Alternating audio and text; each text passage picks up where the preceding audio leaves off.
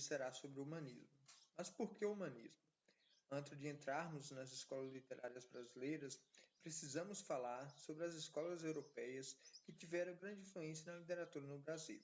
O humanismo foi um movimento literário que marcou a transição da Idade Média para o Renascimento, isto é, a transição do trovadorismo para o classicismo. Como contexto histórico, temos a decadência do sistema feudal, o sistema que era composto pelo rei e tinha maior importância, clero, nobreza, servos ou plebeus, quem tinha menor poder nessa sociedade.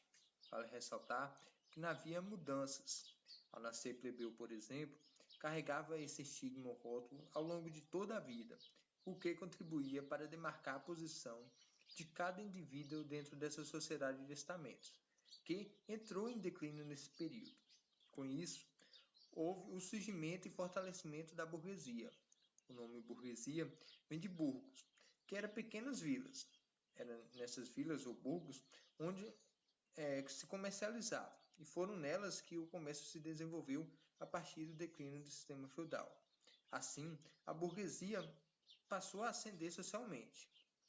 Nesse sentido, as pessoas começaram a migrar do campo para a cidade. Além disso, houve também a expansão marítima, que foi a responsável pela chegada dos portugueses no Brasil. Como estamos num período de pandemia, não podemos deixar de citar a peste negra, que chegou na Europa no século XIV, um pouco antes do humanismo, e matou um terço da população. Nas características, temos o antropocentrismo, que veio como oposição ao teocentrismo. Na Idade Média, tínhamos o teocentrismo, que era Deus como centro do mundo. Aqui no humanismo, quem é o centro do mundo é o homem, que passa a agir mais pela racionalidade e não somente pela fé. Houve uma valorização do corpo humano e das emoções, pois todo o foco foi voltado para o homem. Foi aqui também que começaram os estudos científicos. Nas produções literárias, temos a prosa historiográfica. A prosa historiográfica tinha como função registrar todos os acontecimentos da vida dos reis e de todos os momentos históricos da época. Fernão Lopes é o grande destaque dessa produção literária. Ele é considerado como um dos principais autores da historiografia portuguesa, pois, por meio de seus estudos e pesquisa historiográfica, relatou a vida dos principais reis de Portugal. Suas obras foram Crônica de El Rei Dom Pedro, Crônica de El Rei Dom Fernando e Crônica de El Rei Dom João I. Além da prosa historiográfica, temos também a poesia palaciana. A poesia palaciana possuía as mesmas características das cantigas trovadorescas, mas houve uma separação entre a música e a poesia. Aqui agora não havia mais o acompanhamento musical, havia somente a poesia.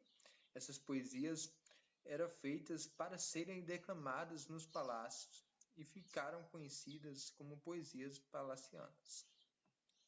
Um dos principais autores desse estilo é Garcia de Rezende. Ele reuniu as principais poesias palacianas e as publicaram no livro Cancioneiro Geral. Outra produção literária é o texto teatral. Os textos teatrais eram feitos para serem representados. Quem teve grande destaque nesse estilo foi Gil Vicente, que é considerado o pai do teatro português. As suas principais características foram através da escrita de autos e faças. Os autos eram peças teatrais que tinham como fundo moralizante. Um exemplo desse estilo é o Alto da Barca do Inferno. Já a farsa tinha como função criticar os costumes daquela sociedade. Essa crítica era feita através da ironia de forma cômica. O grande destaque aqui é a farsa de Inês Pereira,